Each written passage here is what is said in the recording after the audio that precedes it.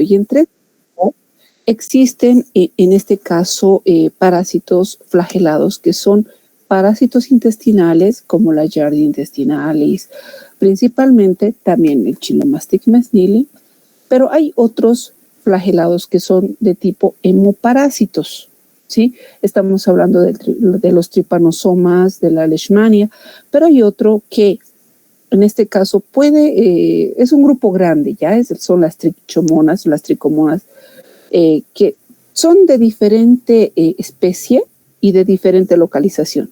¿Por qué razón? Hay tricomonas que viven en el tracto digestivo, pero es una tricomona muy diferente a la que se encuentra en el aparato reproductor, o sea, en la que en este caso, contagia por infección de transmisión sexual, que puede estar en hombres y en mujeres, ¿ya? Pero vamos a tratar de ver la característica de cada uno de ellos. Entonces, como les dije, el sitio anatómico de infección va a variar dependiendo del parásito flagelado, ¿ya? En el tracto genitourinario va, en este caso, provocar infecciones, la tricomona vaginales, en el tracto digestivo, las Giardia intestinales, en la sangre y en algunos tejidos, el trypanosoma y la leishmania.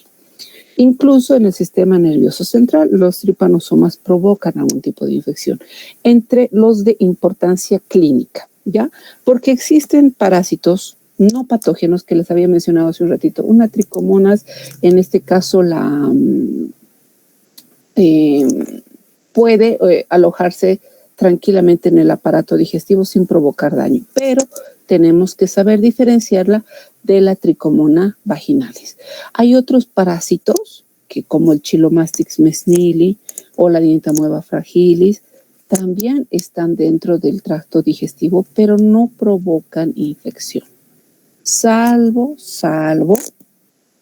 infecciones por Chilomastix mesnili, cuando son extremos de edad, ya habíamos visto, ¿cierto? Los extremos de edad sí hay que tener mucho cuidado, porque las diarreas que provocan estos parásitos que se llaman no patógenos pueden deshidratar al paciente y el paciente puede llegar a morir por deshidratación, no por la parasitosis.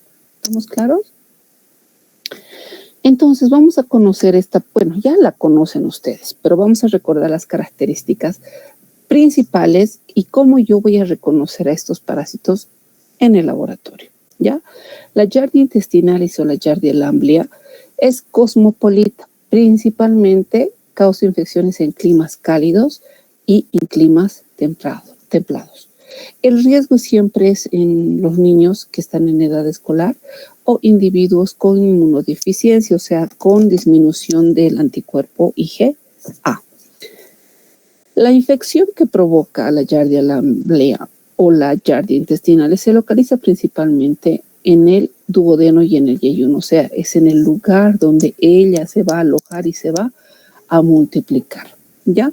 Y produce infecciones asintomáticas. Esto es lo más raro, ¿sí? Porque en algunos pacientes ha habido casos de portación, ¿sí? Hay un estado portador de Giardia intestinales, especialmente del estado quístico, ¿ya? La foto, no sé si ven mi cursor moviéndose. ¿Se ve el cursor moviéndose? Sí, doctora. Ya, ok, gracias. Esta forma trofozoítica que les estoy mostrando difícilmente va a mostrar una persona portadora, ¿ya? La forma quística, sí. O sea, hay pacientes que viven con el parásito en forma quística de manera normal, natural, no le provoca ni diarrea, ni dolor abdominal, nada. Pero el porcentaje es muy bajito, o sea, de estas personas asintomáticas el porcentaje es muy bajo cuando están en estado de portación.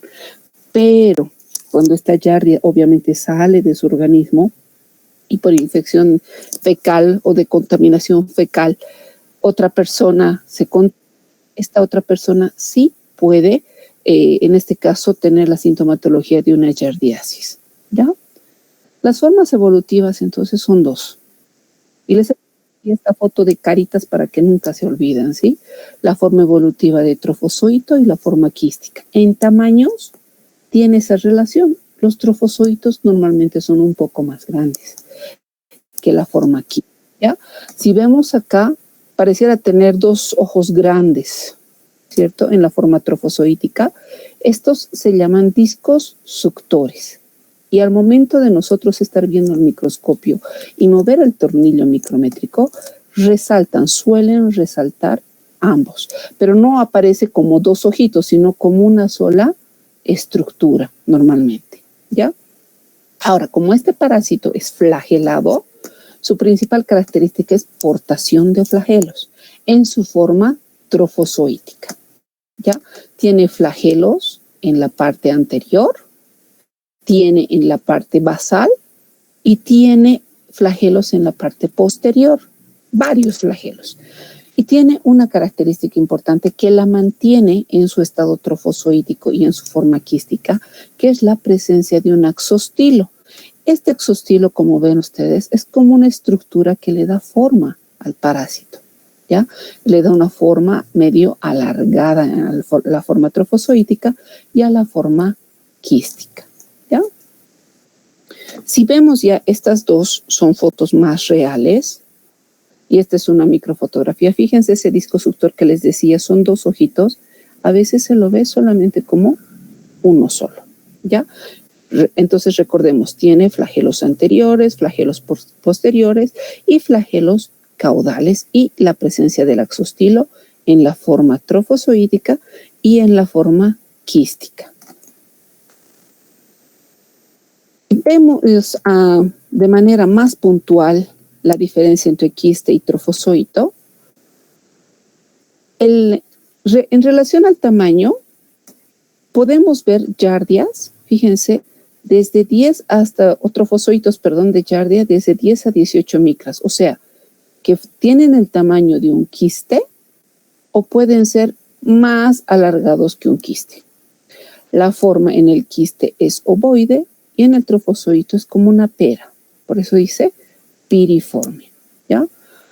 Los quistes pueden presentar 2 hasta 4 núcleos, dependiendo si son quistes maduros o si son quistes inmaduros.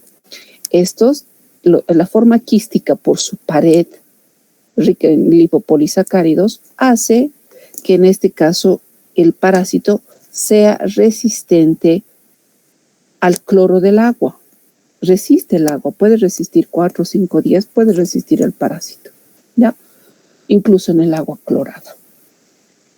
En los trofozoitos, entonces, no nos olvidemos, flagelo anterior, flagelo posterior, el flagelo ventral y un cuerpo parabasal que forma el axostilo. Aquí les estoy mostrando un resumen de todo lo que les he hablado. No lo voy a repetir. Ya esto ya es para ustedes, para que podamos distinguir. Incluso les decía, ¿cierto? El quiste puede tener de 2 a 4 núcleos. Cuando tiene dos núcleos, en la forma quística, se trata de un quiste inmaduro. Cuando se pueden ver los 4 núcleos en el quiste, es un quiste maduro, ¿ya? Todo lo que he hablado está resumido acá y acá. ¿Hasta ahí estamos bien? ¿Tienen alguna duda?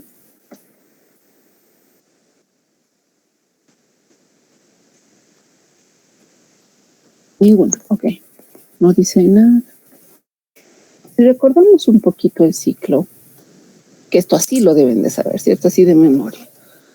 ¿La forma infectante cuál es? Un quiste, ¿cierto? Esa es la forma infectante. Va a ingresar al hombre y especialmente en el duodeno y en el yeyuno va a empezar la división del quiste. Van a formarse 2 trofozoitos, los trofozoitos se van a separar y en algún momento el trofozoito, dependiendo del tiempo de maduración, va a volverse a enquistar. Los quistes salen en la materia fecal y contamina o puede llegar a contaminar las frutas, verduras, incluso el agua. Ahora, no solamente por la materia fecal salen los quistes, dependiendo del estado, en este caso de la parasitosis, podemos encontrar también a los trofozoitos. Entonces, si resumimos todo ese ciclo, en 5 puntos podemos decir que los quistes obviamente son ingeridos vía oral, los jugos gástricos van a debilitar esta pared quística, permitiendo que se liberen los trofozoitos. Un quiste, en este caso, va a liberar en el duodeno 2 hasta 4 trofozoitos, ¿sí? Se van a localizar en el duodeno y en el yeyuno y se van a multiplicar, en este caso por fisión binaria, y estos son eliminados a través de la materia fecal. Si vemos específicamente su patogenia, esa acción patógena principal se debe a ese efecto mecánico de los parásitos que provoca sobre la mucosa del duodeno y del yeyuno, a través de la fijación de los trofozoitos por medio de esa ventosa, ese tipo ventosa que les dije que se llama disco suctorio. Ese disco suctorio va a hacer que se adhiera ferozmente a la mucosa intestinal, logrando una inflamación de la mucosa. Al lograrla, en este caso, la fijación, la adherencia a la mucosa intestinal, va a lograr que se borren las microvellosidades que tiene el intestino. Al ver la consecuencia, en este caso, del borramiento de la microvellosidad, la principal consecuencia es el síndrome de mala absorción intestinal. Ningún alimento se va a absorber. Por eso es que es característico en la etapa aguda de la parasitosis encontrar restos de alimentos en las diarreas, porque obviamente no se llega a absorber ningún nutriente. Entonces, incluso el alimento puede salir medio así, enterito, ¿sí? No logra, en este caso, el intestino digerir el alimento y sale casi entero, ¿ya? Entonces va a depender mucho los mecanismos patogénicos del tipo en este caso de la diarrea. Cuando estamos hablando de una diarrea acuosa, estamos hablando de una etapa aguda de la infección. En este punto existen alteraciones del enterocito por el borramiento de la microvellosidad, provocando un aumento de la secreción de sodio y cloro. Por tanto, hay deshidratación marcada del paciente. Y al haber esa marcada deshidratación, el peristaltismo en el estómago empieza a ser más seguido. Si algunas veces alguien ha cursado, por ejemplo, por una parasitosis por giardiasis, se escucha o se siente hasta que la barriguita está sonando, esto aumentando el peristaltismo por degranulación de los mastocitos. La consecuencia, o sea, después de la etapa de aguda de la infección, es que aparece el síndrome de mala absorción. Ya cuando se presenta este síndrome, hay una activación de los linfocitos T, específicamente los linfocitos T del CD8, ¿sí? Va a haber una disrupción de las uniones intercelulares, va a haber una inflamación de la mucosa intestinal por el borramiento de la microvellosidad, va a haber un proceso de inducción a la apoptosis por los enterocitos y al mismo tiempo alrededor de la lesión que va a provocar en este caso la infección, las microvellosidades que están alrededor van a ir disminuyendo, o sea, se van a ir acortando, se puede decir, el tamaño de la microvellosidad. La sintomatología varía un poco en su etapa aguda y en su etapa crónica. En la etapa aguda, los síntomas clásicos de una diarrea: estado nauseoso, eructos sulfúricos de mal olor, bastante flatulencia, anorexia en los pacientes y el dolor epigástrico o cólicos abdominales, y las diarreas parecieran esteatorreicas. Son amarillas, son realmente explosivas. O sea, cuando uno está con ese tipo de parasitosis, en vez de hacer una diarrea suavita, digamos, ¡buah!, pareciera un volcán en erupción, de verdad, ¿ya? El material fecal está obviamente totalmente disgregado en este líquido. Algunas veces presenta espuma en el momento de la diarrea y es muy fétida. Con los años ustedes van a poder reconocer y no les miento, hay un olor característico de las diarreas por Giardia lamblia. A veces uno abre el frasquito para poder preparar la muestra y es un olor típico que no lo puedo describir, pero que en algún momento ustedes también van a tener la oportunidad y van a sentir ese olor y directamente ya por la nariz van a decir: aquí hay Giardia. Poner una gotita al microscopio y ahí está la Giardia. Tiene un olorcito bien característico, obviamente fétido, ¿ya? En su forma crónica, estamos hablando ya de que está pasando la forma aguda, la fase crónica. El síndrome de mala absorción se caracteriza por alteración, porque se va a barrer todo el moco, ¿ya? Hay un bloqueo mecánico de la absorción. El paciente va a perder peso, pero de manera brutal. Va a haber competencia por nutrientes esenciales. ¿Y esto por qué? Porque no hay absorción de nutrientes. Va a haber disminución de la actividad disacaridasa. Cuando va a consumir el paciente azúcares, va a haber un dolor abdominal intenso. Va a haber liberación de proteinasas o lectinas y la activación de las células T y la liberación de citoquinas. Veamos fotitos. Eso respecto a la parte teórica. Pero ahora lo que yo quiero es mostrarles cómo voy yo a distinguir. En laboratorio se han dado cuenta que las formas quísticas son más difíciles de reconocer que las formas de los huevos, sí, que es otro estado parasitario de algunos parásitos, ¿ya? La forma quística, estas son fotos reampliadas, ¿ya? Muchos de ustedes han tenido la oportunidad ya de tomar fotito a los quistes de Giardia lamblia cuando los hemos visto y están así, ¿cierto? Y aquí les explico mejor. Forma ovalada del estado quístico, donde se observa el disco suctorio. Aquí sí se ve el disco suctorio con parecieran dos ojos a este lado, ¿cierto? Aquí está uno y aquí está el otro. Tiene como una doble membrana hialina. Aquí hay una membrana y otra membrana hialina alrededor, que cuando yo muevo el tornillo micrométrico, esta membranita es refringente, ¿ya? La otra característica, entonces, también que voy a ver yo en el caso de la Giardia, del quiste, es la presencia del axostilo, ese sostén que le va a dar forma al parásito. Tengo aquí otra foto a la derecha donde se ve un quiste y un trofozoito. ¿Qué va a resaltar más acá? Fíjense, el axostilo. En el trofozoito les había mencionado que puede tener el tamaño del quiste o incluso ser un poco más grande, pero de tener esa forma piriforme, con un axostilo dentro. Ahora, ¿yo cómo voy a ver? Ahorita no puedo ver o diferenciar el flagelo, pero si lo vamos a ver en video, que he preparado algunos videitos para que lo puedan ver. Al inicio de la clase les dije, ese flagelo le permite al parásito moverse.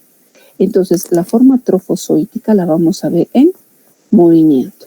Aquí tenemos otra fotito de la Giardia lamblia en forma quística. Esto visto en una solución fisiológica sin teñir y esta está teñida con solución fisiológica. Si teñimos, claro, voy a poder ver mejor incluso los quistecitos en el... No son los quistes, los núcleos en el quiste. Por ejemplo, esto es una foto de un quiste de Giardia lamblia visto con tinción tricrómica. Ya, y esto es obviamente una fotito que nos sirve de enseñanza para poderles mostrar. Es una esquemita. Y si vemos un video... ¿Ven el video? ¿Escuchan?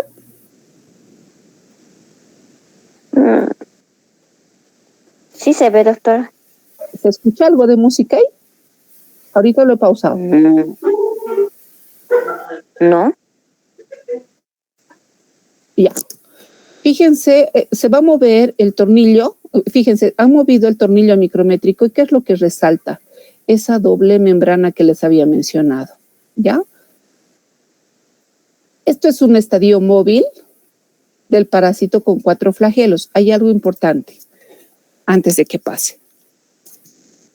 Muchas veces la materia fecal no llega en el tiempo adecuado al laboratorio. Entonces, las formas trofozoíticas, que son más lábiles en este caso frente a la temperatura, suelen morir. Pero no significa que el paciente no está parasitado. Este es un estadio móvil, como lo están viendo, apenas si recorre un poquitito. No se está moviendo casi absolutamente nada. Pero sí, ¡ay, Dios mío! Perdón, ahí. Si ven, este no se está moviendo, pero presenta los flagelos. Este es un trofozoito muerto, que igual tenemos que identificarlo en el laboratorio por las características. Por eso hay que tener ojito fino para poder ver al parásito, ¿ya?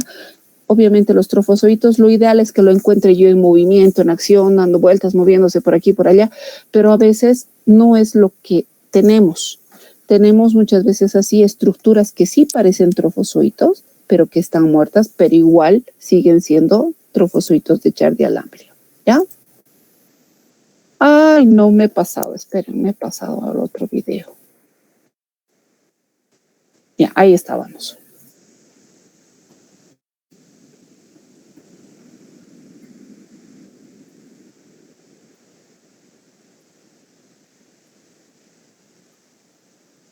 Ese es un trofozoito también medio muerto. Bueno, prácticamente muerto porque no se está moviendo, pero se logra ver los, en este caso, flagelos. Aquí está un flagelo anterior y sus flagelos posteriores. Pero se nota toda la característica del parásito. A eso me voy cuando les menciono que tenemos que reconocer parásitos muertos.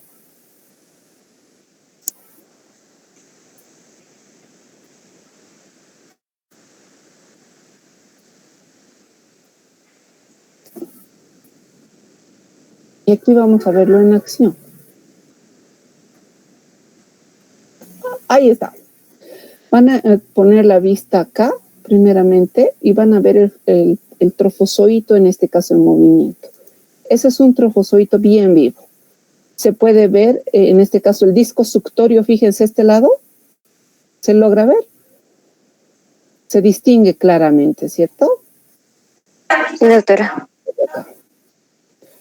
Y hay una particularidad en el movimiento de la Giardia, perdón que haga un pause, el movimiento de la Giardia lamblia es bien independiente, o sea, es como que la Giardia decidiera, me muevo por aquí, voy por allá, me muevo arriba, voy abajo, pero es muy diferente este movimiento a cuando algún rato en clases alguien me dijo, se está moviendo ese parásito, doctora, y no es que se está moviendo, estaba arrastrado por la solución fisiológica. Este movimiento, si ven ustedes, es independiente a lo que se arrastra con la solución fisiológica cuando las muestras se están secando.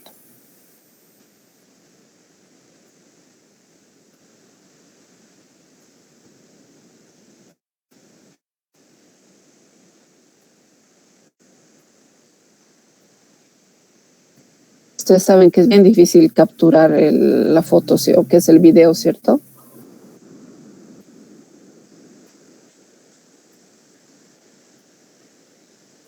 Y vamos a seguir viendo. Creo que tengo otro por aquí. Ahí. En este video vamos a ver otras cositas más. Ahorita les digo.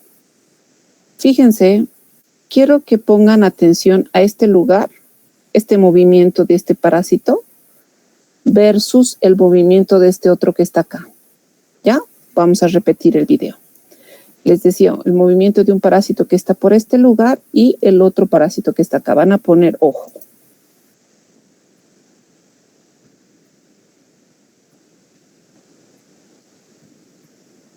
Tamaño primeramente, más chiquitito y más grande. Volvemos a ver. Vamos a enfocarnos primeramente en el parásito que está a este lado, por favor, ¿ya? Y aquí hay otro. Aquí arriba hay uno y aquí hay otro con la misma característica. Fíjense, el movimiento es en su propio eje. Es como que diera vueltas en el mismo. Volvemos a ver. Los que están acá arriba, aquí arriba y este. Tienen un movimiento muy particular. Estos, los que están aquí, chicos, son el trofozoito del Chilomastix mesnili. El Chilomastix mesnili, que ahorita vamos a ver sus características, también es otro parásito flagelado que en movimiento tiene esa característica. El flagelo que él posee, como que se enganchara ahí en la muestra y da vueltas en el mismo lugar. Miren, otra vez, vamos a ver para que quede claro. En el mismo lugar parece que el flagelito hubiera agarrado la materia fecal y en el mismo está dando vueltas. Muy diferente al movimiento de la Giardia, al que está a este lado. Les dije, la Giardia tiene un movimiento bien independiente. Ella va arriba, va a ir abajo, a un costado, no va a estar moviéndose en su propio eje. Volvemos a ver. Fíjense este movimiento.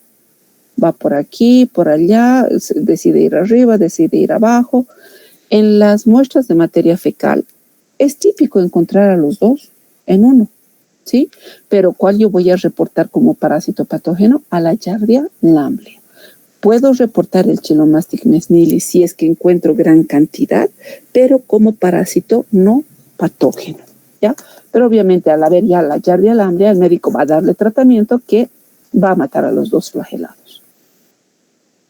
¿Está bien? ¿Se entendió lo que hemos hablado para poder hablar del Chilomastix mesnili? Sí, doctora. Ok, querido mío. Vamos con el Chilomastix mesnili. A diferencia de la Giardia, el Chilomastix mesnili es otro parásito, pero que su localización común es el intestino grueso humano. La Giardia se localizaba, o toda la multiplicación que hacía era ¿dónde? En el duodeno y el yeyuno. En cambio, parte del yeyuno. En cambio, el Chilomastix mesnili lo hace en el intestino grueso. También su distribución es mundial y normalmente son saprófitos intestinales, normalmente. Podemos verlo en su forma trofozoítica, así como la Giardia, piriforme, donde se observan más los flagelos, en este caso posteriores, o en sus formas quísticas, teñido con tinción tricrómica, o en solución fisiológica, o vistos con el Lugol. Ahora, el Chilomastix típico es este, la forma. También medio perita, pero más chiquitito que en tamaño a la Giardia lamblia, el quiste de la Giardia lamblia. Pero no es regla de oro que tenga que mostrarse como limoncito. A veces está alargado o a veces está bien redondito. Eso que quede claro, ¿ya? Si vemos en el Chilomastix la forma quística, se observa un núcleo bien grande y un citosoma.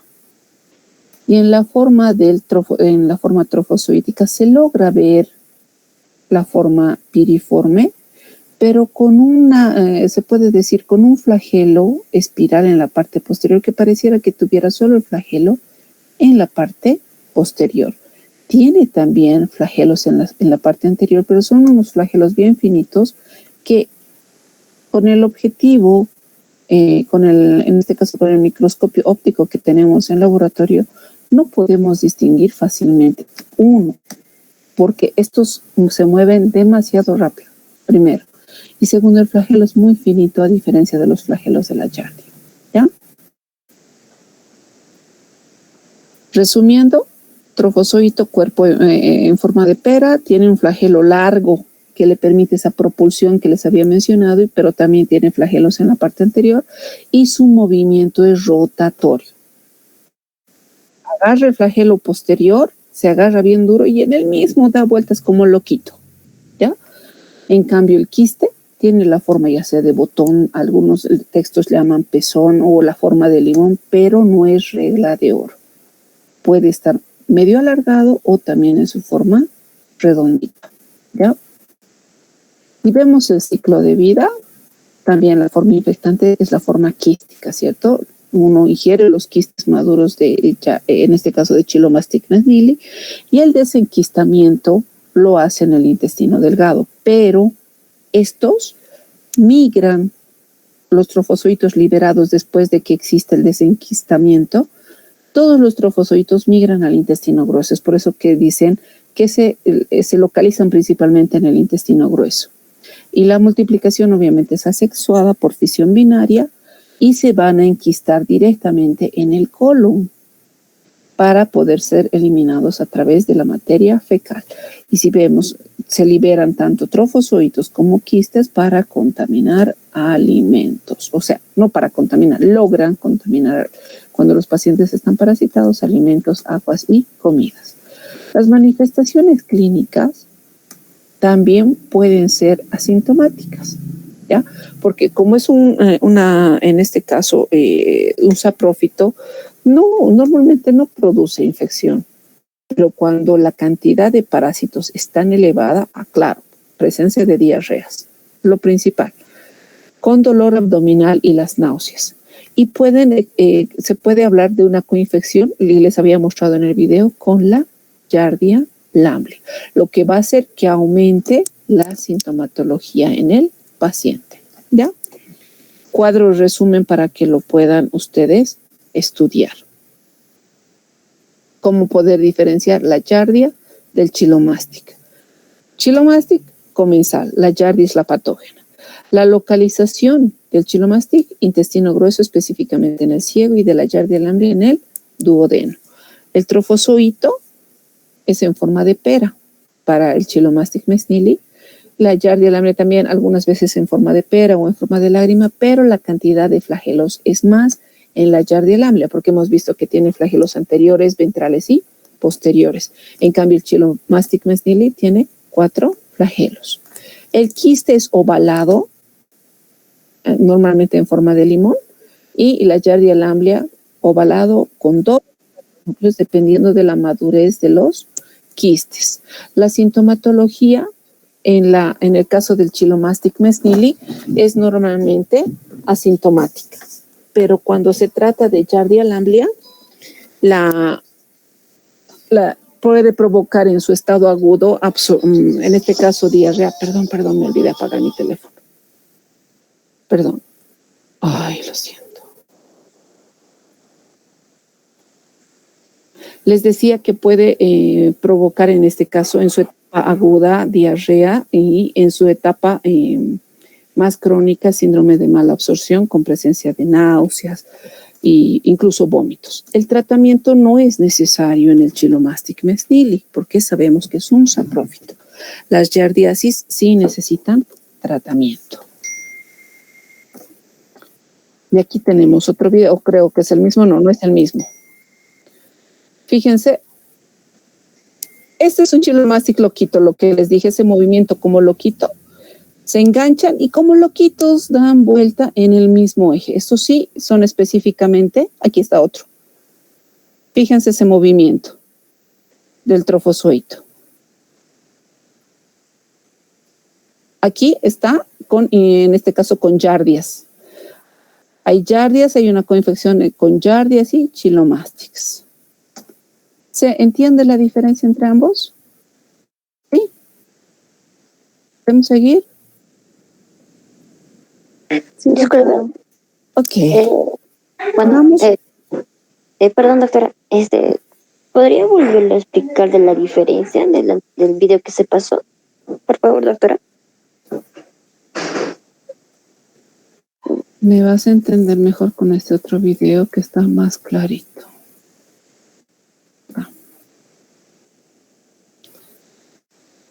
Pati, enfócate por favor en este que estoy señalando y en este otro. Primeramente, este y este son Chilomastics mesnili, trofozoitos. Fíjate el movimiento, por favor. En su propio eje, no va arriba, no va abajo como lo hace este, que es el trofozoito de la giardia. ¿Se entiende? Vamos a ver el otro video que les he puesto aquí.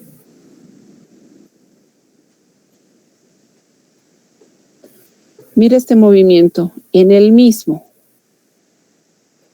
Eso lo hace el Chilomastics mesnili. Esto es otro, aquí hay un Chilomastics mesnili solamente. Y aquí está la giardia. Viene una y viene otra.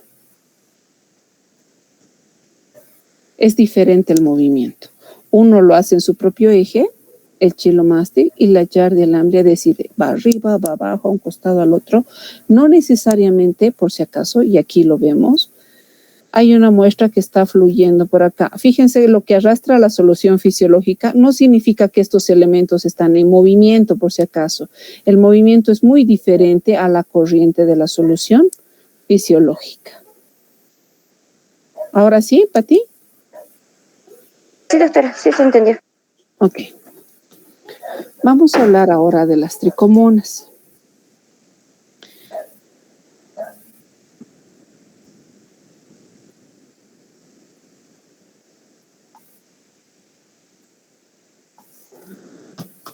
Dependiendo, patógeno en el aparato genitourinario, única es la tricomona vaginalis. En la boca, las tricomonas tenax. Están acompañadas incluso junto con el sarro dental. Y otra que es comensal en el intestino grueso, la tricomona hominis. ¿Que tenemos que saberlas diferenciar? Sí. ¿Y por qué razón? Principalmente la tricomona hominis y la vaginalis. ¿Quién me dice por qué tengo que diferenciar aparato genitourinario e intestino grueso?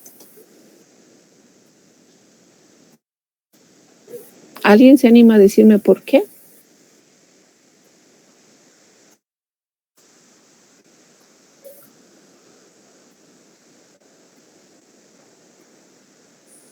Disculpe, doctora, ¿puede volver a repetir la pregunta? Perdón. Ok. ¿Por qué es importante que yo diferencie la tricomona hominis de la vaginalis?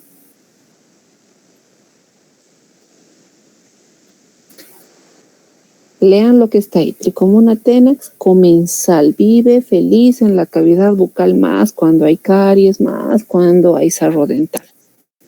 Y la tricomona hominis es feliz en el intestino grueso. Pero tengo que tener cuidado con ese patógeno, tricomona vaginalis, aparato genitourinario. ¿Por qué? Porque está en distintos lugares, doctora. ¿En distintos lugares? O Ya, sea, está cada bien. uno está en distintos lugares. No específicamente. Sí, es ahorita. A ver. Perdón, doctora, para su diagnóstico. Para el diagnóstico. ¿Algo más? ¿Alguien más? Doctora, puede ser porque inicialmente las dos están en el intestino grueso y la vaginalis migra al aparato genitourinario. Más caliente, Nati. Muy cerca. Casi te has quemado. Eso es cierto. Si vemos por anatomía, más que todo en las mujeres, el aparato genitourinario y el recto están cerquita, centímetros, chiquititos. Y la infección, en este caso, si una persona, especialmente mujeres, está pasando por una infección por tricomona vaginalis, al momento de depositar la materia fecal que nos trae la paciente porque está haciéndose control, no sé, le duele el estómago o algo y ha traído una muestrita de materia fecal al laboratorio y por casualidad justo también había estado cursando una tricomoniasis, en este caso en la vagina, puede confundirnos.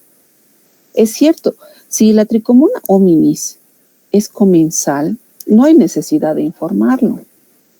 Ejemplo, ahora sí ya no se puede decir hombre-mujer, ¿cierto? Porque ahora sí ya a veces es todos con todos, ¿cierto? No podemos hacer eso. Me refiero a que a veces, que quede claro, las tricomoniasis, específicamente la vaginalis, es una ETS. Hombre-mujer, hombre-hombre, pero igual es una infección de transmisión sexual, que si no se hace tratamiento puede provocar infección en la vagina, obviamente. Pero cuando el paciente es mujer y nos trae la materia fecal y yo veo a estas tricomonas, tengo que estar totalmente bien segura de informar eso al médico, más que todo cuando es mujer, o no informarlo. Porque puedo pecar por mala información, o sea, puedo pecar se puede decir metiche, no metiche, sino si es un gastroenterólogo que nos está mandando un médico familiar coprológico por dolor abdominal, no voy a informar resultado tricomona vaginalis, ¿cierto? Imposible. Pero sí tengo que poner en observación presencia de tricomonas. Pero no voy a poner si es vaginalis o es hominis. Solamente voy a colocar presencia de tricomonas, coma. hacer consulta con ginecología, principalmente en las mujeres. ¿Queda claro? Le estaríamos haciendo un favor y no estaría pecando por omisión. No hay parásito intestinal, o sea, no estoy encontrando un parásito intestinal, pero sí hay una tricomona. Y eso lo va a investigar, mandarán a hacer un frotis de la cavidad vaginal para darle un tratamiento a la paciente. ¿Sí?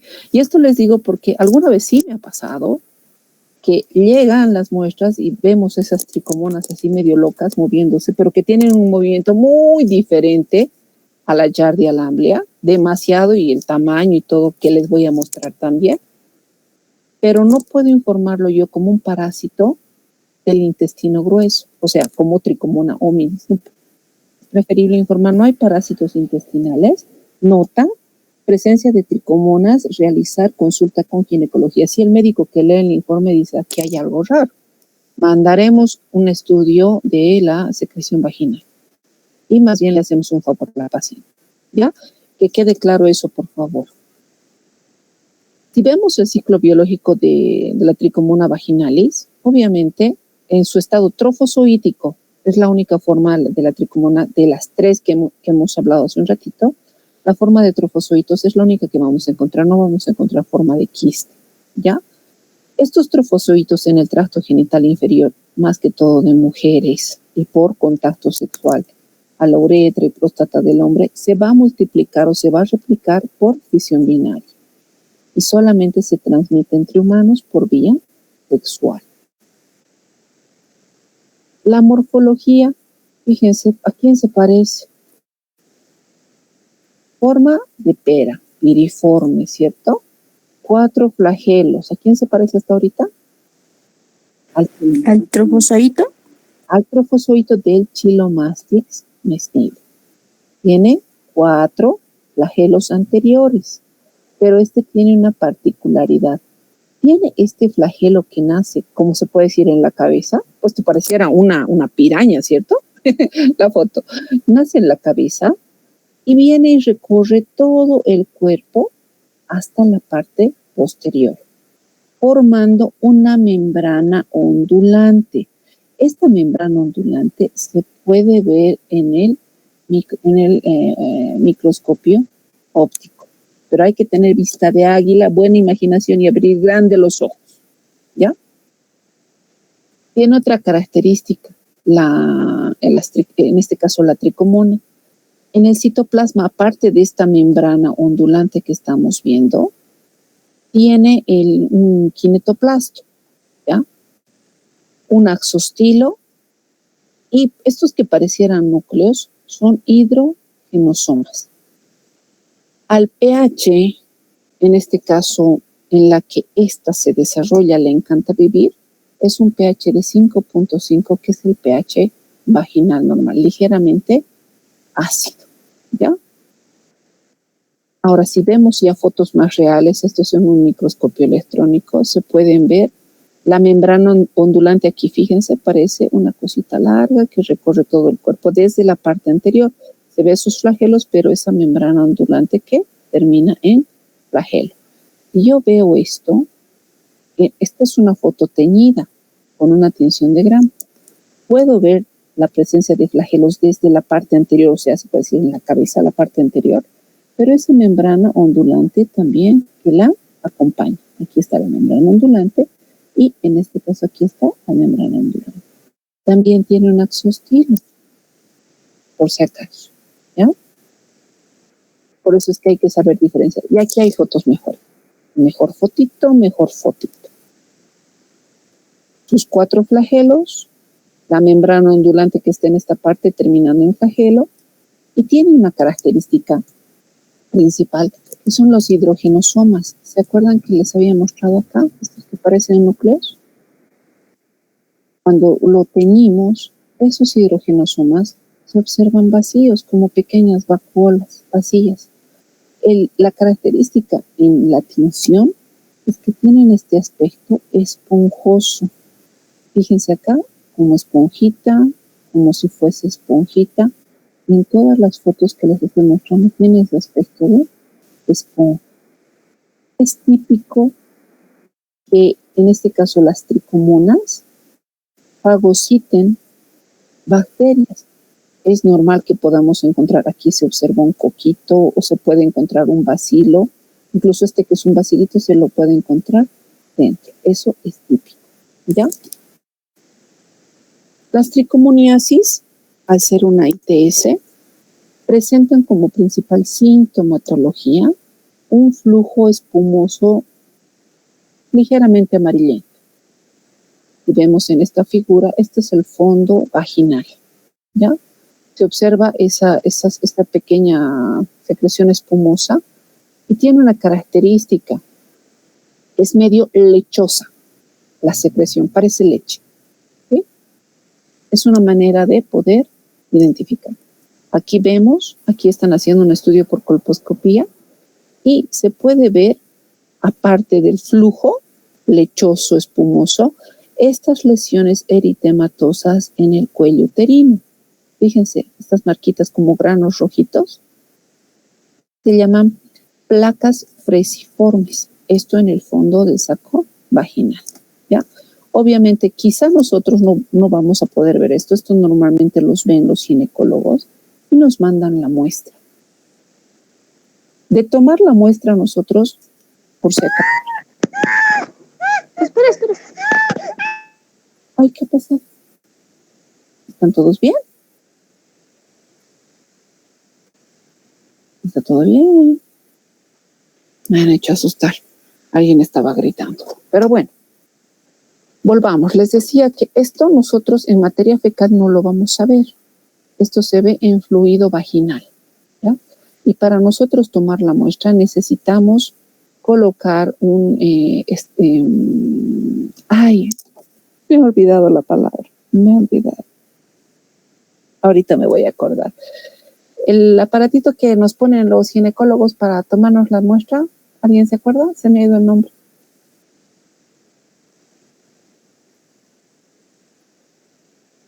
Espéculos vaginales. Si nosotros obviamente no sabemos instalar eso, tenemos que acompañar al médico para que él instale y nosotros tomamos esta secreción y ponemos una gotita al microscopio. Que lo vamos a ver en ese momento, a la tricomonia en movimiento, la vamos a ver. Pero si nos mandan solamente frotis, se tiñe. Igual son parásitos, igual tenemos que saber reconocer.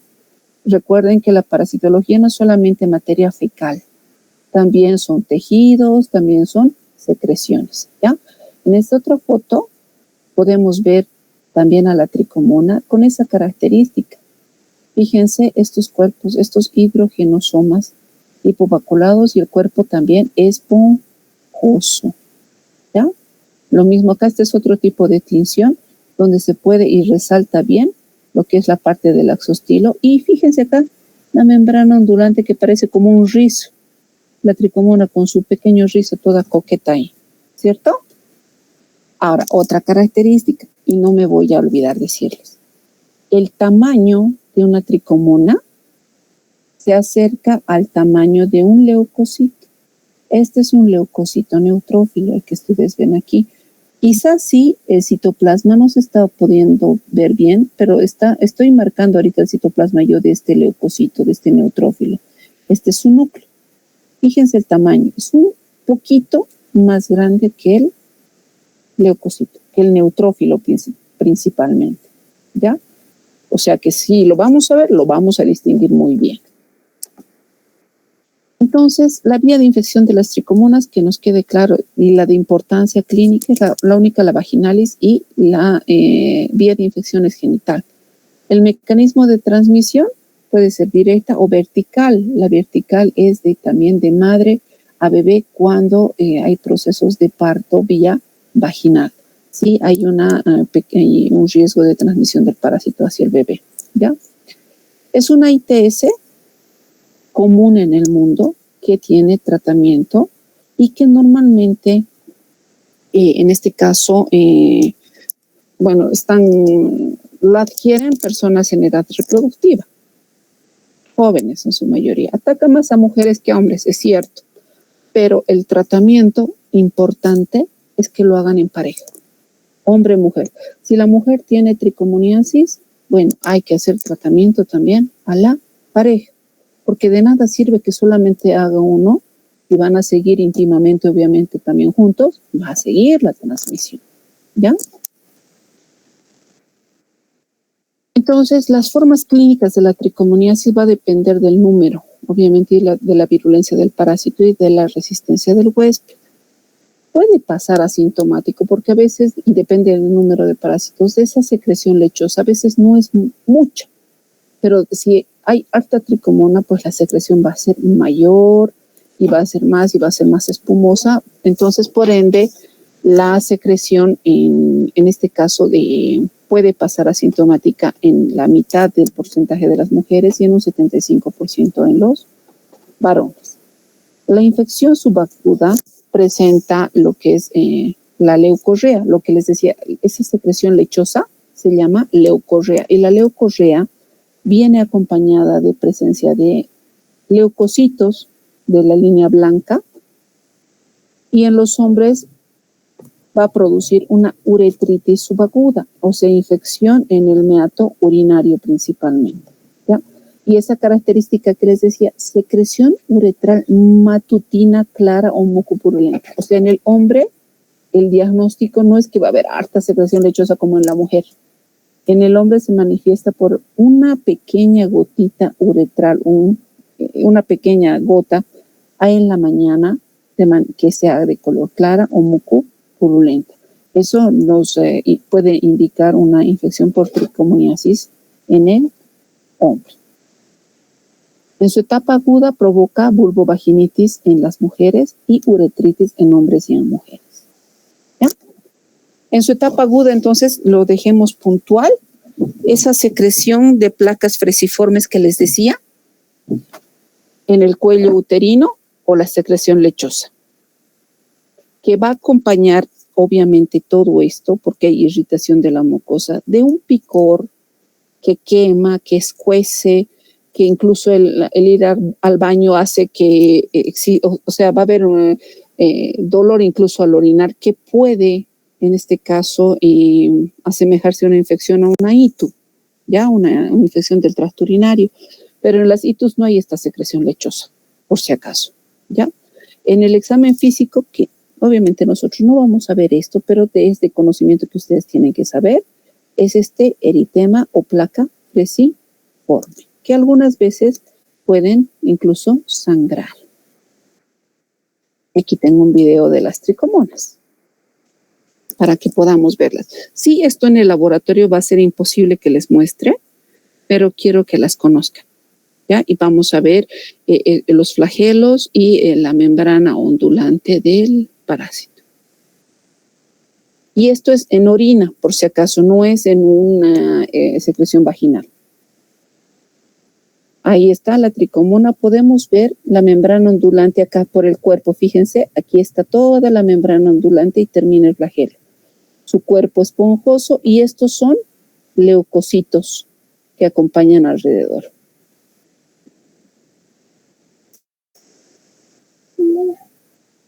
Un dibujo. Ya, mi amor, gracias. Ya, mi amor. ¿Se puede ver? ¿Sí? Que gira y todo. Sí, doctora. Y aquí están los hidrogenosomas.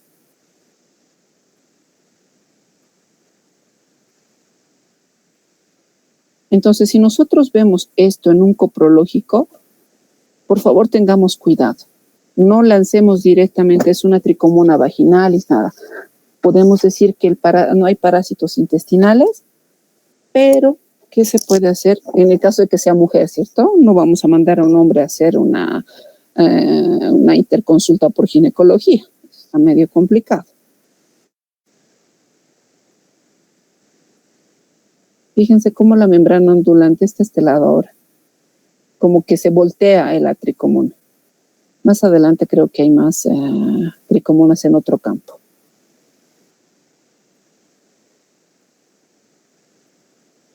A ver. No. Aquí está. Ahí se puede ver mejor la membrana ondulante. Ya han cambiado de campo, fíjense. Acá. Miren esta membrana ondulante. Desde acá sigue todo el cuerpo Y obviamente la membrana la vamos a ver también mejor al momento de mover el tornillo, el micrométrico. Ahí está todo, la membrana ondulante. Es lo que tenemos que ver. A ver, aquí cuántas hay. Esta es la primera que se está moviendo. Aquí hay otra. Y nos va a cambiar de campo. La mayoría de estos son leucocitos.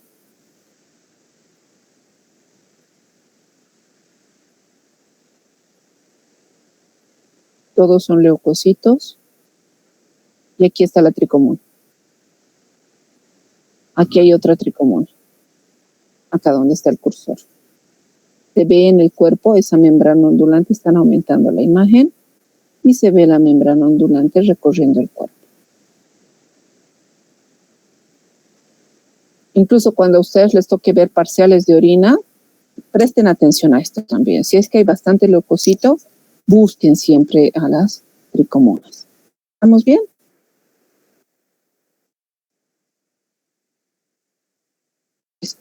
Aquí hay otro video. Este es otro. Aquí hay gran cantidad de tricomonas. Aquí es otro video. Vamos a ver. Ahí. Esta tricomona. Estos son hematíes. Los hematíes son más chiquititos que los leucocitos, ¿ya? Y el hematíe tiene esa característica de tener un color medio café cobrizo. Y este es la tricomona. Voy a poner ahí.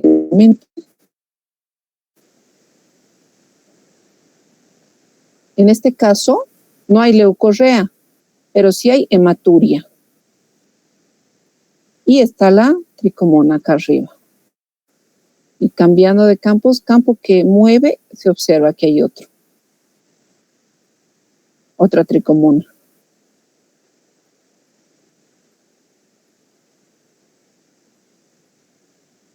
Más hematíes. Y fíjense que 2, 3 tricomonas. 1, 2, 3 tricomonas.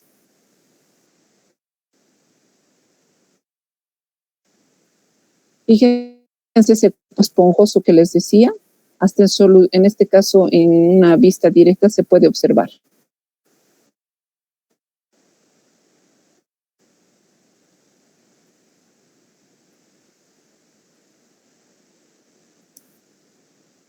Y la membrana ondulante, fíjense qué hermosa se ve desde acá. Y aquí, sobre el cuerpo del parásito.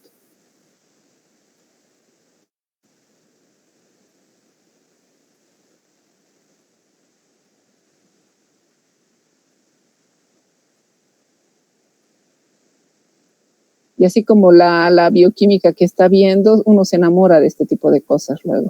Quiere encontrar eso nomás. Y hay que tener suerte para pillar estas por si acaso. Pocas veces se ven así, incluso en orinas. Y creo que aquí hay otras. Este es otro cúmulo donde se ve el parásito acá y acá. La membrana ondulante es lo primero que se manifiesta. Les he subido los videos, van a seguir viendo, ¿ok? Continuaremos. Vamos a hablar cortito de las tripanosomiasis y de las leishmaniasis. Estos también son otros parásitos flagelados, pero que tienen una característica bien importante. Presentan kinetoplastos, y ese kinetoplasto es una característica que ayuda a diferenciar los géneros tanto del trypanosoma y de la leishmania. Ambos parásitos provocan enfermedades diferentes. Las tripanosomiasis provocan en este caso el Chagas, ¿cierto? Y las leishmaniasis provocan lesiones en los tejidos. Y vamos a ir conociendo qué tipo de lesiones son esas. Si hablamos en general, presentan ese kinetoplasto que les decía. El kinetoplasto es este como ojito que ustedes están viendo en estas fotografías aquí. Kinetoplasto, kinetoplasto, kinetoplasto, kinetoplasto. Cada forma tiene un núcleo. Si vemos específicamente de la forma de las tricomoniasis, se puede presentar en formas amastigotes, que son formas de huevo, formas más, en este caso, que van madurando desde la forma promastigote, que es flagelar, la forma epimastigote también flagelar, y la forma tripomastigote, que es la forma infectante específicamente del tripanosoma. ¿Ya? Vamos a hablar de la enfermedad del Chagas. Sabemos que es una enfermedad zoonótica, es endémica y normalmente se presenta en estados de cronicidad. O sea, el paciente va ya cuando tiene un estómago muy hinchado, cuando no puede respirar, cuando está mal del corazón. Y ya en etapas más crónicas es difícil hacer tratamientos. No digo que es imposible, es difícil, es más complicado, ¿ya? Entonces, la infección del Chagas específicamente se produce, en este caso, por infección del protozoo flagelado que se llama Trypanosoma cruzi, que es transmitida al hombre y otros animales por hemípteros, hematófagos, que en este caso se llama, ¿qué se llama esto? El triatoma, ¿cierto? Triatoma infestans, nuestra famosa vinchuquita. Por si acaso, si ustedes ven a una vinchuca, no significa que sí o sí sea portadora del Trypanosoma cruzi, porque hay unas, en este caso, vinchucas, que las llaman en su estado linfa, que son, se puede decir, libres del parásito, que sirven para poder hacer otra prueba que se llama senodiagnóstico, ¿ya? Y eso ya les voy a explicar más adelante. Pero no todas las vinchucas están infectadas, por si acaso, ¿ya? Para el Chagas, la forma del Trypanosoma cruzi presenta estas tres formas. La forma tripomastigote, donde se puede ver, sí, también una membrana ondulante y un flagelo, pero tiene el kinetoplasto. Esta forma, es la que se encuentra en sangre. Infecta al hombre. Cuando el parásito ingresa al hombre, no solamente va a estar en sangre, se aloja a otros sitios anatómicos en forma de amastigote, donde ya pierde el flagelo, ¿ya? Pero ustedes me dirán, ¿y este otro? La forma epimastigote, que también es flagelar, no la vamos a encontrar en el hombre, por si acaso, ni en la mujer, la encontramos en las vinchucas infectadas, ¿ya? La transmisión vectorial en su mayoría de los casos por el Triatoma infestans, el 80%, incluso por transfusiones sanguíneas cuando la sangre no ha pasado por controles de calidad, del 5 al 20%, o puede ser vía transplacentaria con natal del 1 al 10%. Que pueda haber la transmisión digestiva por leche materna, por trasplante de órgano sexual o de manera accidental, mínimo, el porcentaje es muy mínimo, ¿ya? Sabemos que es una enfermedad mundial, el Chagas, ¿ya? Si vemos en nuestro mapa mundial, los sitios donde están rojo, indica las zonas más endémicas, ¿ya? Por los climas cálidos. Y en este caso, los sitios verdes que podamos ver son zonas no endémicas. Es un insecto que le gusta la oscuridad. Por eso es que de día difícilmente lo vamos a ver. En este caso, en este caso, al vector, a la vinchuca, ¿ya? Normalmente ellos escapan de la luz y se encuentran en lugares en paredes agrietadas, detrás de cuadros, etcétera, y sale en la noche para poder picar porque necesita hematófaga, necesita sangre para poder vivir, ¿ya? Entonces, normalmente ellos viven en lugares que son, digamos, en paredes de barro o más que todo, en la noche salen para poder picar. Normalmente, pese a que estas son ciegas y en la noche no tienen su linternita, por si acaso, se guían por la emisión del dióxido de carbono que nuestro cuerpo produce. Se guían y van a sitios blandos normalmente para poder picar, ¿ya? Ese es su ciclo. Después de que, en este caso pica al hombre, no me acuerdo si les he puesto el ciclo, aquí está, me van a entender acá. El triatomino, o en este caso el vector, imaginemos que es un vector que tiene el parásito de Trypanosoma cruzi dentro. Va a picar al paciente, normalmente sitios blandos, les decía, pica en el ojo. ¿Y por qué en el ojo? Porque está cerca a la boca y la nariz, y al momento de respirar y el intercambio de oxígeno, dióxido de carbono, es que pica en lugares más cercanitos ahí, ¿ya? El parásito ingresa a la sangre y en este caso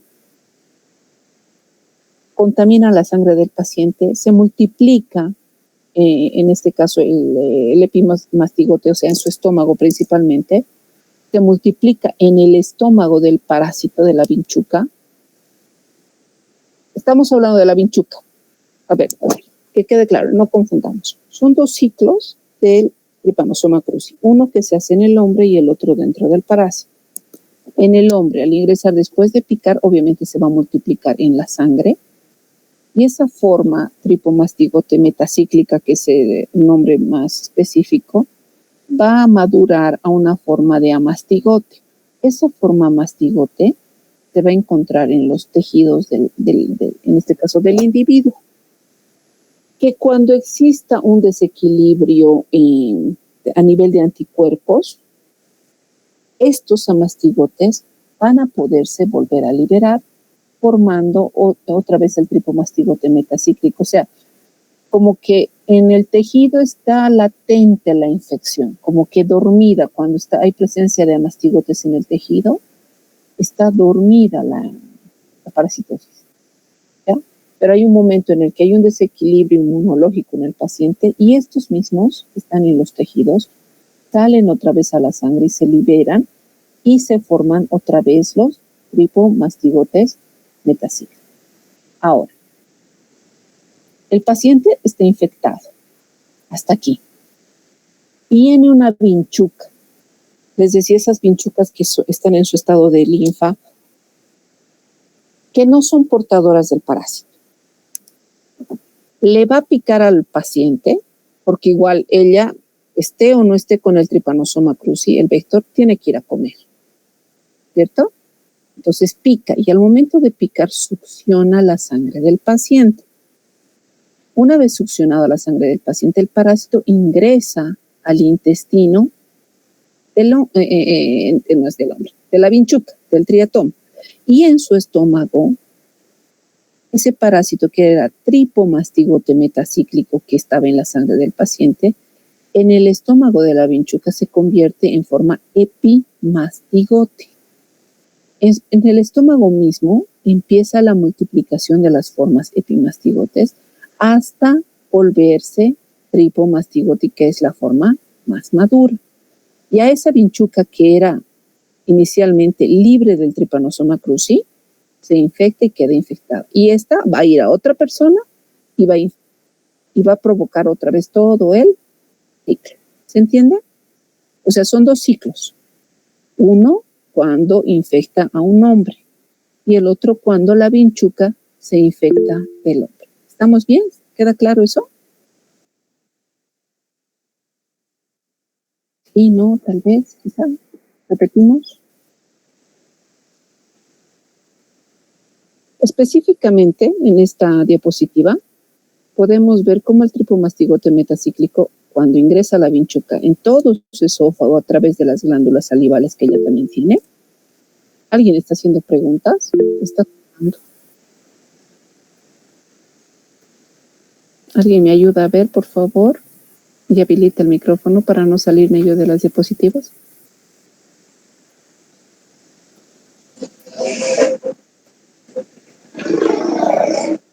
¿Estamos bien? ¿Podemos seguir? Es que escucho un trin, trin, trin. Y no sé si son preguntas. ¿O alguien me quiere decir algo? Alguien que sea valiente y habilita el micrófono, por favor. Creo que no, doctora. Puede continuar con la clase. Muchas gracias, nena, te agradezco. Entonces, esta forma tripomastigote, cuando ingresa a través de las glándulas salivales, incluso las enzimas que posee en el tracto digestivo la vinchuca, convierte el tripomastigote en epimastigote. Entonces, si yo algún rato les pregunto, ¿dónde se encuentra la forma epimastigote? Ustedes me dirán dónde, en el vector, ¿cierto? O en el triatoma infestans. Jamás en el hombre, ¿listo? Este va a madurar y va a liberar otra vez el tripomastigote metacíclico cuando empiece a picar. Entonces, ¿qué hace la vinchuquita? Ella pica, chupa la sangre y después de chupar la sangre, defeca, porque en su defecación está la forma tripomastigote, ¿ya? Esta forma es la que va a infectar y, a ver, ¿cómo ocurre esto? Después de que pica, absorbe la sangre y después ella elimina su materia fecal. La vinchuca, la que ya tiene la forma tripomastigote, ¿ya? Esa materia fecal que ha depositado la vinchuca irrita la mucosa, o sea, la piel incluso, y hace que nosotros automáticamente nos rasquemos. Y al momento de rascarnos, porque produce una ligera inflamación con irritación, rascamos, nosotros mismos ingresamos esa materia fecal a nuestro organismo, consiguiendo la transmisión del parásito, ¿ya? Entonces, que quede claro, esta forma tripomastigote solamente la voy a encontrar en el huésped, en el triatoma infestans. La forma amastigote y la tripomastigote en el hombre. La amastigote, ¿dónde voy a encontrar específicamente? En tejidos o en órganos. Y aquí hay algo importante, se aglomeran en células formando nidos. O sea, cuando hay presencia de Chagas en un paciente, hay que buscar esos nidos. ¿Dónde está dormido el parásito? En algún tejido o en algún órgano. Y la forma tripomastigote, que es la forma infectante del parásito. Aquí les he puesto más fotitos.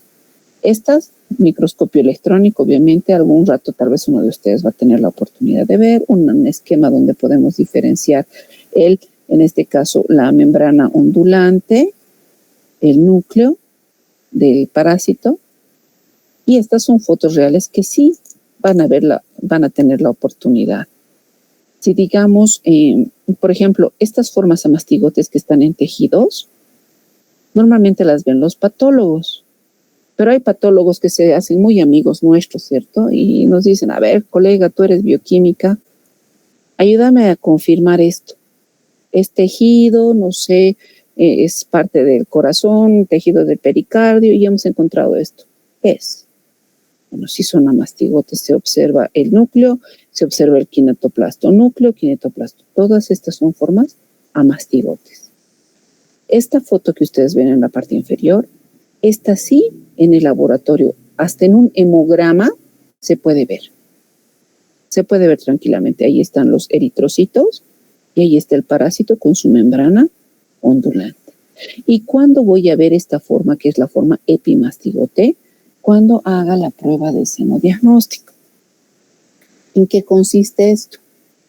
De manera intencional se crían vinchucas.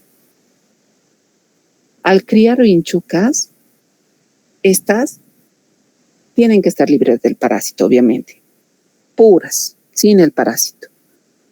Hacen que la vinchuca le pique al paciente de manera intencional. Al paciente que tenemos, se puede decir, con sospecha de Chagas, ¿ya? Y esperamos, pues, que le pique y que le damos el tiempo, en este caso a la vinchuca, de madurar, si es que en este caso el paciente tiene el tripomastigote, en su intestino la vinchuca va a madurar, y lo que hacemos es, obviamente, en la materia fecal en el intestino, obviamente se la mata la vinchuquita, y en el intestino se extiende en este caso la secreción del intestino de la vinchuquita, y tenemos que ver esta forma que parece como una lanza, ¿cierto? Esa es la forma epimastigote del parásito. ¿Se entiende esto? El epimastigote solo en la materia fecal de la vinchuca voy a poder ver, no del paciente, de la vinchuca cuando se hace esa prueba de senodiagnóstico. La mastigote en tejidos y la forma tripomastigote metacíclica en la sangre del paciente. ¿Entiende, cierto? Ya en su etapa aguda, en este caso, ¿cómo es que se forman esos nidos? ¿Recuerdan? El parásito ingresa, bueno, cumpliendo todo su ciclo, y este es fagocitado, la forma tripomastigote, por los macrófagos, o sea, por los propios leucocitos, lo que va a hacer que aumente el calcio dentro de las células. Al existir un aumento de calcio, va a haber una fusión del lisosoma y van a aparecer los fagosomas. Estos van a transformar al parásito en formas a mastigotes, ¿sí? Dentro de los tejidos.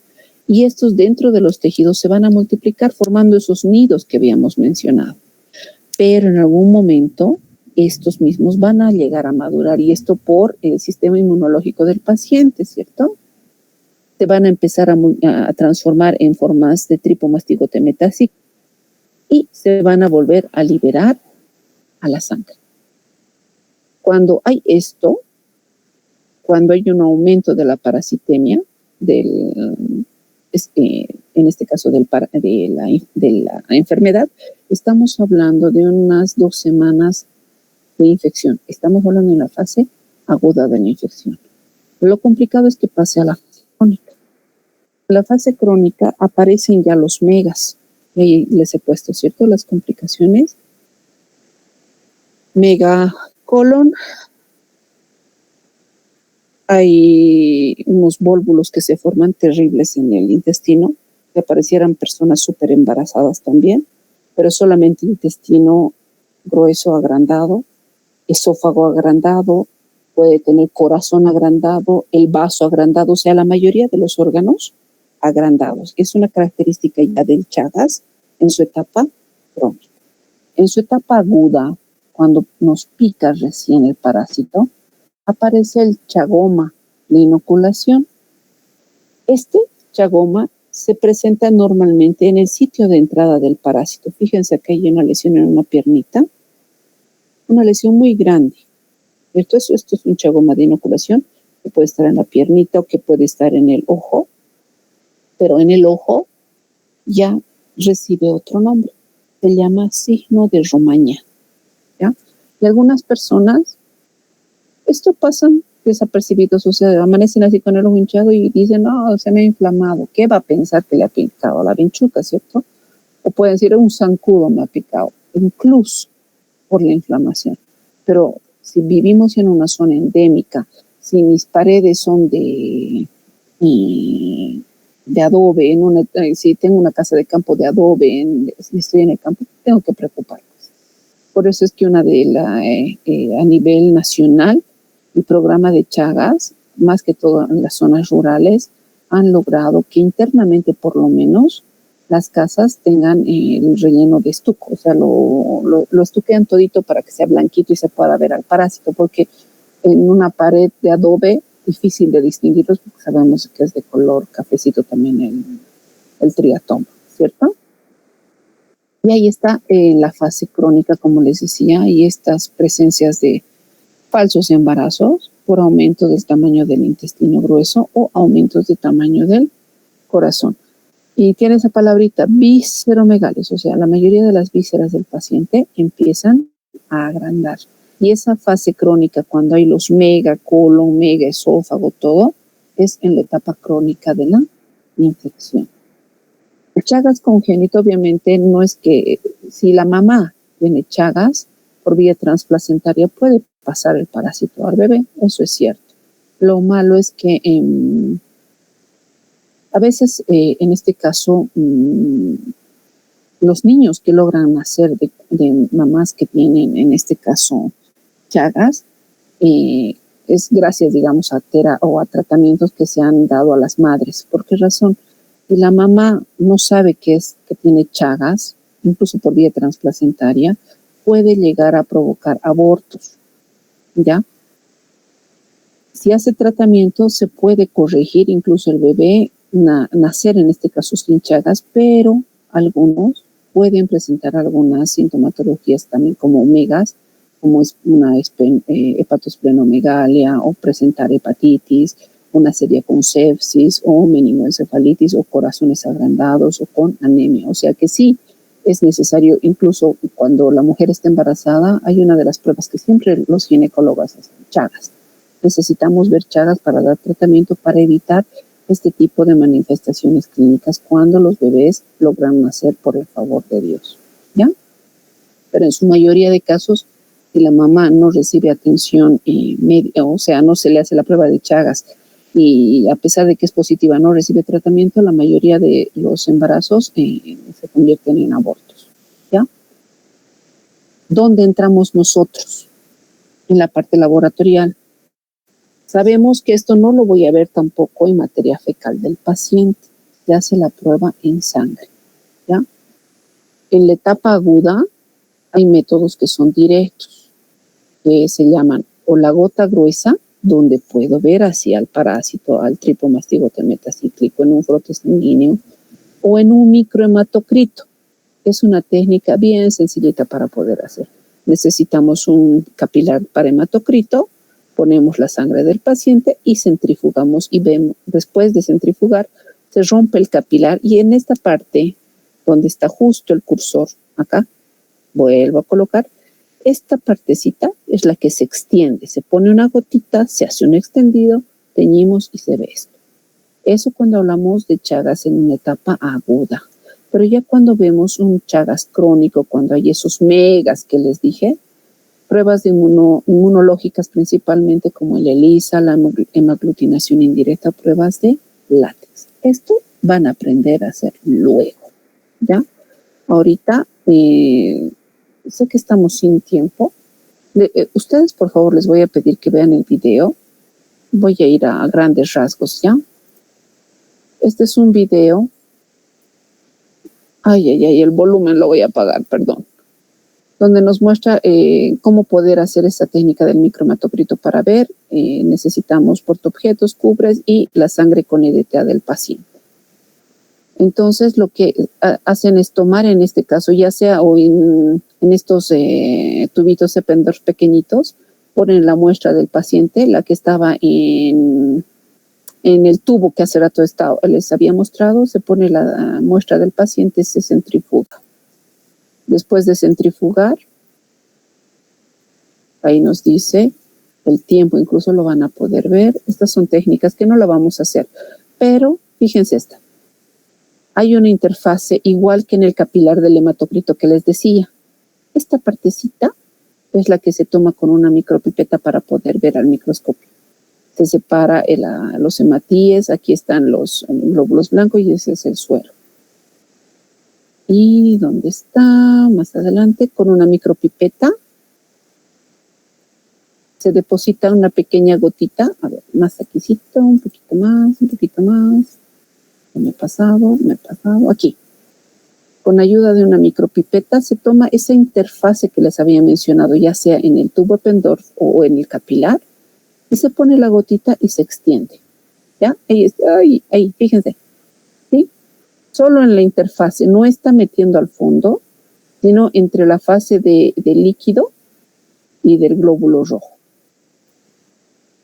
Esta fasecita. Ha tomado la muestra y se extiende. ¿Sí?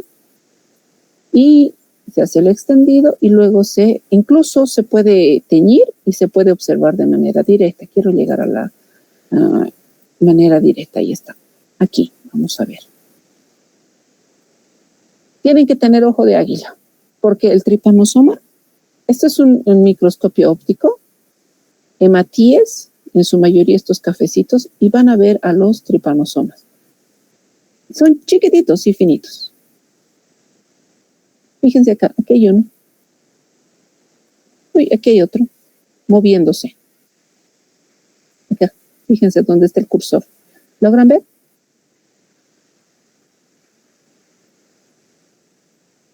Sí, no, quizá, tal vez. Si aumentamos la imagen, ahí está. Ahí está el tripomastigote metacíclico. Más pequeñito, se asemeja al tamaño del hematía, miren. Pero se lo observa todo loquito, ¿cierto? Esto es un extendido directo haciendo la prueba del microhematocrito. ¿Está bien? Listo. Con esto vamos a terminar. La leishmaniosis. También es una enfermedad zoonótica. La produce también otro parásito hemoflagelado. ¿Cierto? Aquí está. El flagelo. Su característica que también tiene un kinetoplasto, ¿cierto? Pero esta es transmitida por otro tipo de, en este caso, vector. Mosquitos del género Lutzomia o del género Phlebotomus. ¿Ya? Estos, por si acaso, el género Phlebotomus normalmente se los ve en el Viejo Mundo y el género Lutzomia en el Nuevo Mundo. Sí, tal vez Bolivia no es tan endémica, pero sí ha habido casos de leishmania más que todo en la zona del trópico. ¿Ya? Vemos en el mapa mundi las leishmaniasis viscerales son las que más vamos a encontrar cercanos a Bolivia. No tanto así la leishmaniasis cutánea. ¿Ya? El vector, en nuestro caso, en el Viejo Mundo el Phlebotomus y en el Nuevo Mundo la Lutzomia, que es en las selvas tropicales, o sea, nosotros, en Bolivia, si algún rato vemos leishmania, va a ser por el género Lutzomia. Estos mosquitos, al igual que la mayoría, son pues hematófagos, les gusta también la sangre y pican. Y tienen esta característica de que están cubiertos de pelos. Esa es la característica del género Lutzomia, de los mosquitos estoy hablando específicamente. Y las hembras son las que pican, al igual que el zancudo, ¿cierto? Adivinen, ¿quién nos pica? Las hembras, ellas, porque ellas necesitan la sangre para madurar los huevos. Lo mismo pasa con el género Lutzomia. Tiene un vuelo silencioso, estos no vienen en moto, por si acaso. ¿Y por qué les digo en moto? ¿Cómo vienen los mosquitos, los zancudos que nos pican? Zzz, zzz, ¿cierto? Vienen en sus motos. Estos no. Tiene un vuelo silencioso, no vuelan a alturas elevadas y normalmente está cerca de lugares húmedos, oscuros y con altas temperaturas. Por eso les decía la zona del trópico donde hay más humedad y más calorcito, ¿cierto? Este vector, en este caso, tiene el parásito también en su forma amastigote, forma promastigote metacíclico y el promastigote procíclico. Si lo vemos, el amastigote no va a cambiar de forma. Tiene la misma forma del tripanosoma. Tiene una forma de huevito donde se observa el kinetoplasto. La forma promastigote metacíclica es la forma que es, en este caso, de mayor resistencia y de mayor poder invasivo. Por eso es que esta forma es la forma infectante del parásito en este caso. La forma promastigote procíclico, que es una forma más inmadura, tiene baja infectividad, baja capacidad de sobrevivencia, a diferencia de la forma promastigote metacíclico. Y hay otra cosa, la forma amastigote se la va a ver como hospedero en los mamíferos. Y esto también es como el ciclo del Chagas, ¿sí? Una ocurre en el hombre y otro ocurre también en los insectos, en este caso en los mosquitos del género Lutzomia. Cuando que viene un mosquito infectado y pica al hombre, obviamente los promastigotes, que son las formas infectantes, son fagocitados por los macrófagos del cuerpo y otras células que son fagocíticas, provocando la formación de promastigotes en amastigotes. Cambia la forma, ¿cierto? Va madurando. Y esos amastigotes se van a multiplicar también en los tejidos en el hombre. Paciente con leishmania. Viene un mosquito que no tiene el parásito, pica al hombre y en el parásito que antes no tenía, en este caso el parásito, en la sangre, obviamente va a ingerir y la célula parasitada es ingerida en forma de amastigote. Estos amastigotes se transforman en promastigotes en el intestino del vector y esos promastigotes se van a dividir en su intestino y van a migrar a su probóscido, o sea, a su pico a través del cual nos pica. Y va a venir y va a ir a otro paciente que no tiene el parásito y va a hacer el ciclo de transmisión, ¿ya? Por dos lados, entonces. La respuesta, esta parasitosis tiene una respuesta inmunológica, ¿ya? Que va a depender mucho si es un tipo de leishmaniasis cutánea, mucocutánea o visceral. Habíamos mencionado que por localización, la mayoría de las leishmaniasis en lugares tropicales como en Bolivia van a ser viscerales, cutáneas y diseminadas. Y esto es frente a una respuesta inmune del paciente, ¿ya? ¿Qué pruebas se hacen? Lastimosamente no vamos a poder hacer ninguna de estas pruebas, pero necesito que tengan el conocimiento, ¿ya? Respecto a esto. La reacción de Montenegro es una de las cuales nos va a ayudar a hacer el diagnóstico. Cuando estas dan positivas, la reacción de Montenegro tiene que dar positiva ¿en cuál? En la leishmaniasis mucocutánea recidivante y en la leishmaniasis cutánea localizada. Se puede hacer también, ELISA, determinaciones por anticuerpos. En este caso va a estar aumentada en la leishmaniasis visceral cutánea y la diseminada y en la leishmaniasis mucocutánea recidivante. O sea, estas pruebas, las dos, nos van a poder diferenciar principalmente entre una leishmaniasis visceral y una cutánea localizada. ¿Ya? Y si vemos este tipo de lesiones, ¿y por qué es importante? Porque no es cosa de dejarle solamente al médico que él haga su diagnóstico por ver este tipo de lesiones. En alguna oportunidad nos pueden llamar y nos dicen, por favor, este paciente es leishmaniasis, diagnóstico leishmaniasis, hay que confirmar mediante laboratorio. Tenemos que hacer raspados de estas lesiones, pero hay que también tener cuidado en hacer el raspado. Les voy a mostrar ahorita cómo hacerlo, ¿ya? Normalmente provoca lesiones de tipo como úlceras, así como heridas bien abiertas que que no sanan prácticamente, ¿cierto? Que más van creciendo en las leishmaniasis cutáneas. En las leishmaniasis mucocutáneas hay una lesión entre la mucosa, puede ser en la boca y la nariz, porque son lugares húmedos y provocan esas lesiones deformantes en nariz y en el tabique nasal, logrando provocar ese nariz de tapir que dicen las literaturas.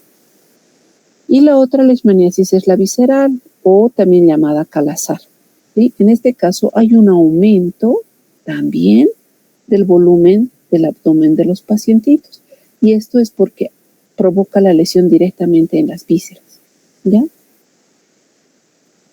Para esto entonces el diagnóstico no es solamente clínico, o sea, no es el médico, también a nivel epidemiológico, estudios microbiológicos y dentro de esto está el estudio parasitológico que tenemos que hacer de la lesión para dar un diagnóstico infectológico que lo hace el médico. O sea, el médico se apoya también en nosotros para poder dar un resultado.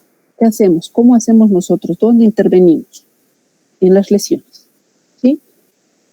Una muestra directa de la lesión se puede hacer por incisión de las úlceras, o sea, no de la parte central, sino de los bordes de las úlceras por raspado.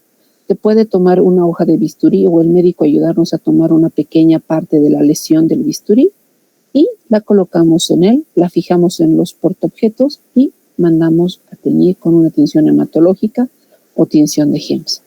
¿Qué es lo que vamos a ver? Lesiones. Estos son, para que diferencien, hematías, leucocitos y este es el parásito, estos pequeños amastigotes. ¿Se ve? Si aumentamos esa foto, el tamaño, aquí están los amastigotes. Estos son leucocitos, todos los que están alrededor. Estos son los amastigotes de la leishmania. ¿Listo? Que se puede hacer otros métodos que son indirectos, por serología, la reacción de Montenegro que habíamos hablado hace un ratito, o serología para buscar anticuerpos por método de inmunofluorescencia indirecta por ELISA, se puede hacer. Pero para eso necesitamos reactivos, obviamente, y pacientes. No tenemos nosotros pacientes positivos cercanos, tendríamos que irnos muy al trópico.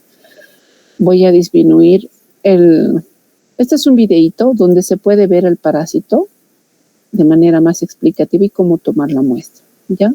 Nos muestra las zonas endémicas. Este es un video del Perú, no he podido encontrar uno de Bolivia, pero muestran, ¿es cierto?, los lugares más cálidos. Y ahí tenemos una lesión, esa úlcera que les dije, y se obtiene la muestra de la lesión por raspado. Se fija, se tiñe y se ve al microscopio.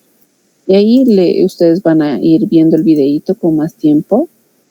Todo el material, se limpia la herida y después de limpiar la herida, recién se raspa con un pequeño bisturí. A veces, perdón, me vengo acá, hago un pause. A veces la lesión no está abierta y se hace pequeñas punciones también, dependiendo. Pero obviamente si tenemos al lado un clínico nos ayudan ellos a tomar la muestra por si acaso. Y ahí está el raspado, fíjense, están haciendo ahí el raspado de la lesión, sacan la costra esa que han visto hace rato y hacen un raspado de esta lesión. Obviamente que debe ser doloroso hacer esto para el paciente, claro que es porque es como abrir una herida que está sanando, ¿cierto? Se toma el raspado con ayuda del bisturí y se fija la muestra en el portaobjetos. Se identifica, se va a teñir y después de teñir siguen tiñendo y la observación al microscopio. Vamos a hacer un pause y ahí están los amastigotes. Fíjense la cantidad. Y esto es una si vemos una fotito de la úlcera en realidad, de la lesión, vamos a poder ver así gran cantidad de amastigotes de Leishmania.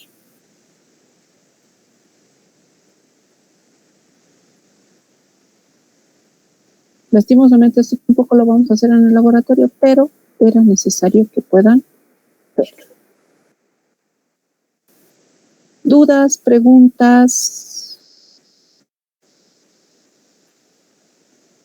Queridos, ¿todo bien? Hola. Todo bien.